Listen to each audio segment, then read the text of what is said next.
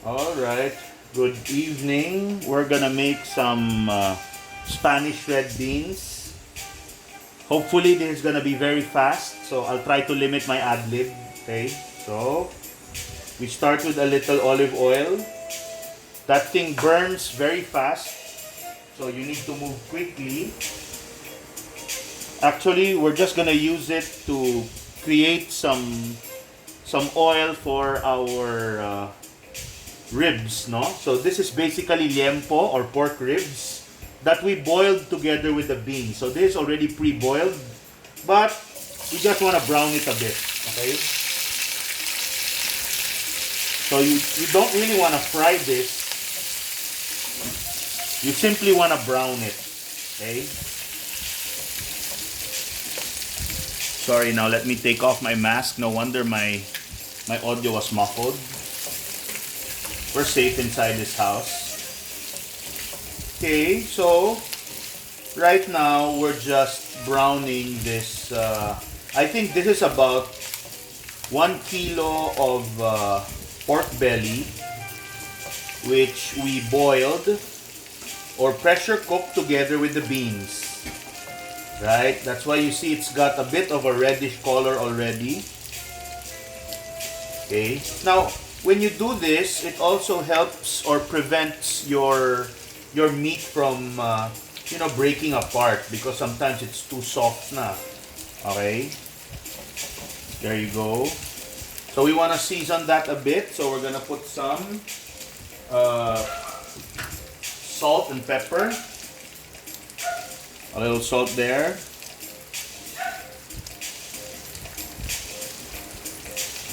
And a little pepper too.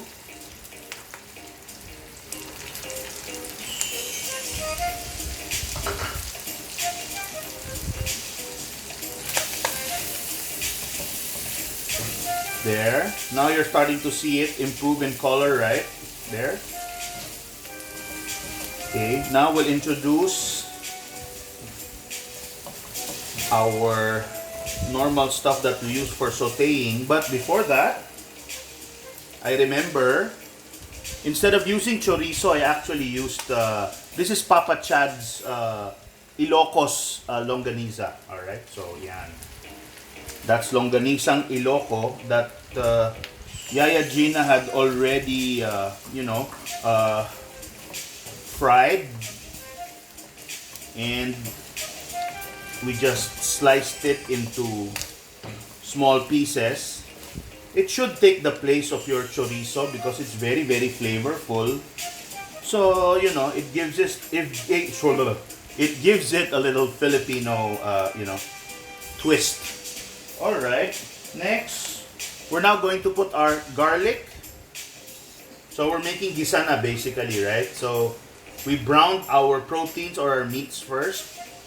So now we introduce the bawang and the sibuyas or the onions. There. And some tomatoes, right? Later on, you're gonna see a lot of tomatoes in this dish because that's what the sauce is made of. Alright, so far, what we've done is we browned the pork belly. We put in the Ilocos, the longanisang Ilocos, which is basically pork sausage coming from the north of the Philippines in Ilocos region. I'm using Papa Chad's authentic Iloco longaniza, right? And then we put our normal panggisa. We put our bawang, sibuyas, and our kamatis. Okay, so you've got a lot of flavor there already, no? At this point, I'm going to introduce some sauce na.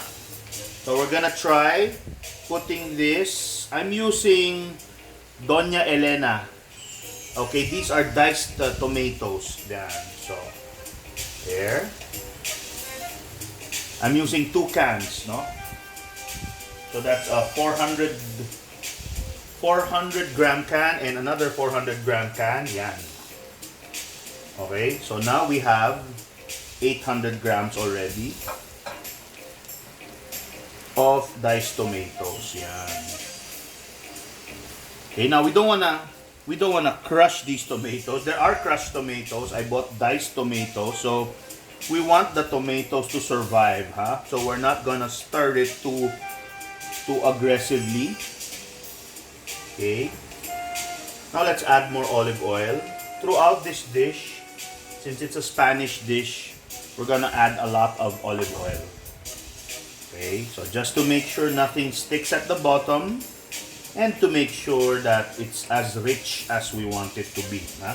Spanish dishes are known for being rich. So if you want to be rich, do Spanish food. Okay, so at this point, we're now going to put our beans, no? So we pre-boiled the beans already. As I mentioned kanina, we already had these beans boiled or pressure cooked together with the meat. Okay, the liempo that you saw a while ago. Okay. Now, just one tip before you actually do this, or before you pressure cook your beans, just make sure that's about a kilo of beans, 1,000 grams, no? But you gotta make sure that you soak the beans, you pre-soak it, all right? Not just so that it becomes clean, but also so that it expands already. Okay, so that you know how many you're dealing with even before you pressure cook it. Yan. So this one, don't overcook. This done perfectly, no? Yaya Gina did it perfectly this time. She did not overcook it, because if you overcook this, then you won't see whole beans anymore. Right? You're gonna see the beans na durog-durog. It's gonna be all mushy, so that's not good na. Okay? There. Okay, we'll lower the fire a bit, no? Because we're already done. Almost done, actually. Yan. That's why I said it's fast. Okay, now we're gonna put some more tomato sauce. Maybe one first. I think one is gonna be enough because it's almost full here already. There, I'm using Hunt's tomato sauce. Don't use the sweet ones, You don't want any sweet in this this dish. In this dish, wow. Sometimes it's so hard, no? So there, use the premium tomato sauce of Hunt's. I actually prepared 2 of that, but I think 1 is enough. You don't want it too, too red or too saucy. There you go. So we're looking good, no? Now what we're going to do is we're going to mix the other ingredients or the other spices. Okay? Now, I'm gonna ask for some laurel or some bay leaves. Okay? While Yaya Gina's getting that, I'm gonna put some of this nice pepper here. There.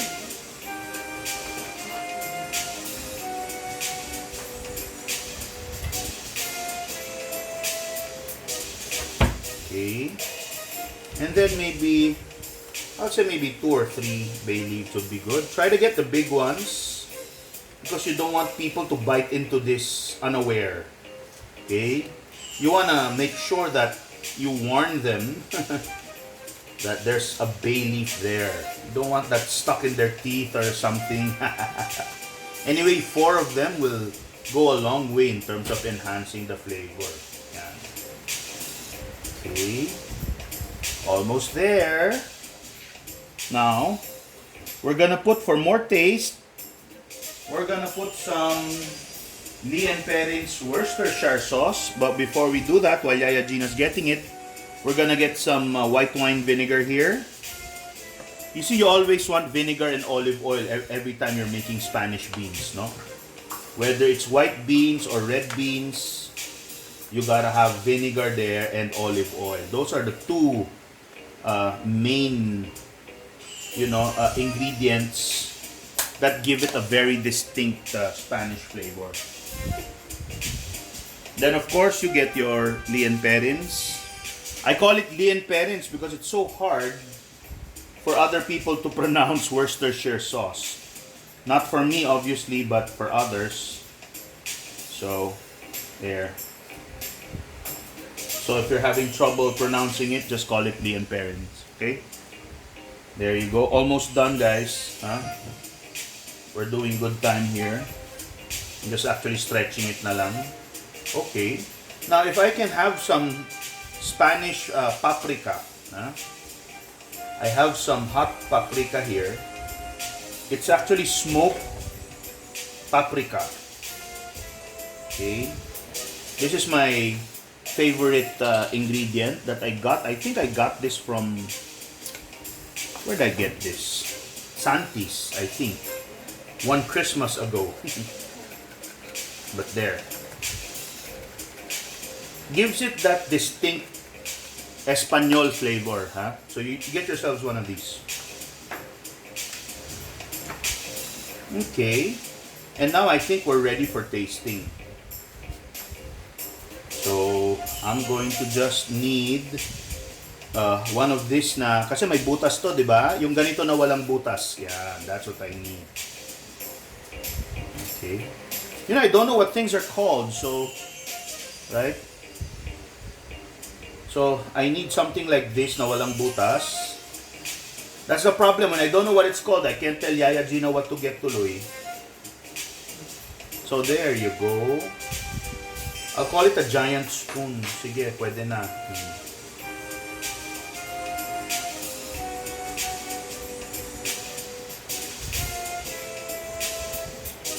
Actually,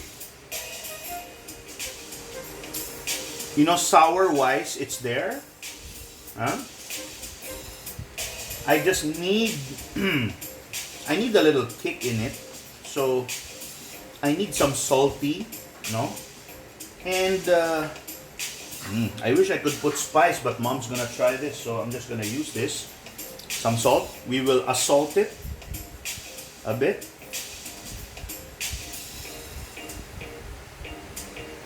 There. Then we can now turn up the heat because we're almost done. Pwede nang painitin yan.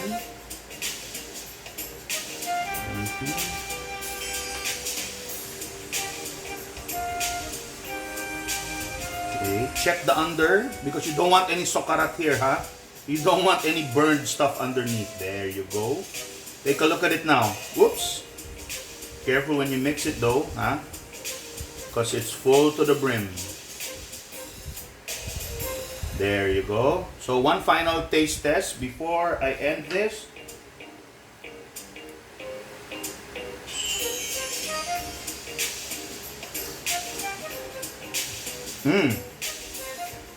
Yep. That's it. Especially when I got the longanisa. Wow. It's super good.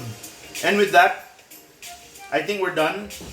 Maybe just for good measure, to make it a bit richer, just put some of these, right? Oh, let's finish it now. It's almost done. There you go, right? More. Okay. And then give it a bit of a stir. Just to make sure that oil is mixed. Okay. So now it's all shiny and picture perfect, right? So we're gonna cover this and simmer it for a couple of minutes.